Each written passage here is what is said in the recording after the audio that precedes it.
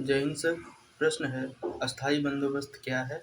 इसकी विशेषताओं की चर्चा करते हुए इसे क्यों लागू किया गया और इसके परिणाम की व्याख्या करें।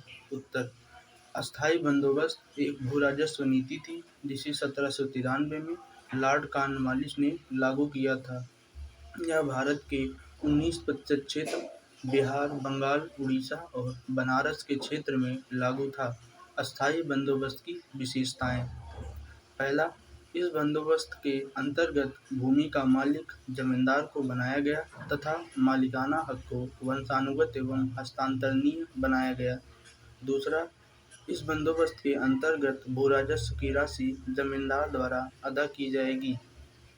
तीसरा, निर्धारित तिथि पर सूर्यास्त से पूर्व यदि राजस्व जमींदार के द्वारा जमा नहीं कराया जाएगा तो सरकार द्वारा जमींदारी अधिकार छीन लिया जाएगा। चौथा, अलग-अलग जमींदारी क्षेत्रों के लिए अलग-अलग भू-राजस्व की राशि निर्धारित की गई, लेकिन जो भी राशि निर्धारित की गई उसका 10/11 भाग सरकार के पास जमा कराना होता था और एक भाग जमींदार के पास रह जाता था। मूल कानून में यह प्रावधान था कि भू-राजस्व को लेकर जमींदार और किसान के बीच समझौता होगा, लेकिन इसमें संशोधन करके इसे लागू किया गया और किसानों को जमींदार की दया पर छोड़ दिया गया। इस बंदोबस्त के अंतर्गत प्राकृतिक आपदा के समय भी कोई राहत का प्रावधान नहीं था। नौवां, इस बंदोबस्त के अंतर्गत 1793 में भू-राजस्व की राशि निर्धारित हुई जो कि अस्थायी थी।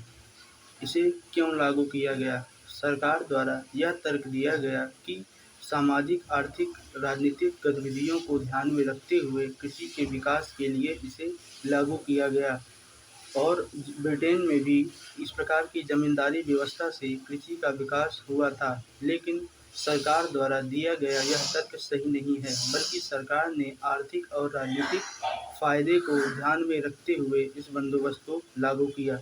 दूसरा, आर्थिक दृष्टिकोण से देखें तो सरकार आय में स्थिरता एवं आय में वृद्धि लाना चाहती थी ताकि भारत में प्रशासनिक ढांचा को मजबूत किया जा सके। तीसरा, सामाजिक दृष्टिकोण से देखें तो सरकार भारतीय समाज में कि एक प्रभावी वर्ग को अपना समर्थक बनाना चाहती थी जो कि जमींदार वर्ग था। अब परिणाम, सरकार पर परिणाम। जिन उद्देश्यों को ध्यान में रखते हुए सरकार ने इस बंदोबस्त को लागू किया उसे प्राप्त करने में अधिकतम सीमा तक सरकार को सफलता मिली, जैसे आय में स्थिरता, आय में वृद्धि और प्रशासनिक खर्च से बचना। अत्यधिक भू-राजस्व वसूली के कारण किसानों की आय कम होने लगी, जिससे किसानों में असंतोष की भावना, किसानों में सरकार के प्रति विद्रोह की भावना के उदय का महत्वपूर्ण कारण बना। तीसरा, सरकार द्वारा भविष्य में अत्यधिक आय की संभावना भी नहीं रही। दूसरा, जमींदार पर प्रभाव।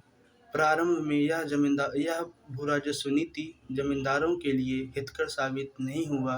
प्रारंभ के 15 वर्षों में जमींदारों के आधे से अधिक जमींदारों की जमींदारी छीन ली गई, क्योंकि भू-राजस्व की राशि अत्यधिक होने के कारण और भू-राजस्व वसूली की कठोर शर्त के कारण।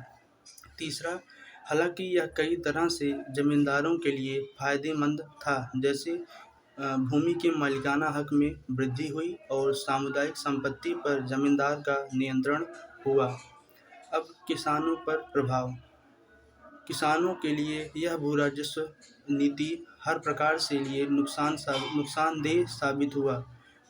भू-राजस्व की राशि अधिक होने के कारण किसानों की जमीन उनसे छीन ली गई, जिससे किसानों की सामाजिक प्रतिष्ठा को चोट पहुंची और भूमिहीन किसानों की संख्या बढ़ी।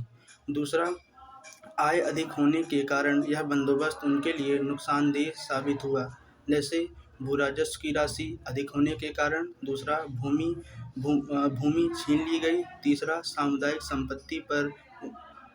संपत्ति के उपयोग पर प्रतिबंध लगा दिया गया। तीसरा, आय अधिक होने के कारण किसानों को बड़ी मात्रा में कर्ज लेना पड़ा और एक बार कर्ज लेने के बाद किसानों का महाजन के नियंत्रण से बाहर निकलना लगभग मुश्किल था। अतः यह बंदोबस्त किसानों के लिए हर प्रकार से नुकसानदेह साबित हुआ। जय हिंद।